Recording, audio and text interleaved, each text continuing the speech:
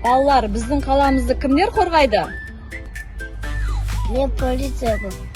Мен бұзықтар қорғаймын. Мен деген доктормын. Мен адамдарды емдеймін. Мұғалім, мен ұлттан қорғаймын. Біз не жасап алып келдік? Балабақша макетін әкелдік. Емеле, біз нені макетін жасап алып келдік? Больницаның макетін жасап келдік.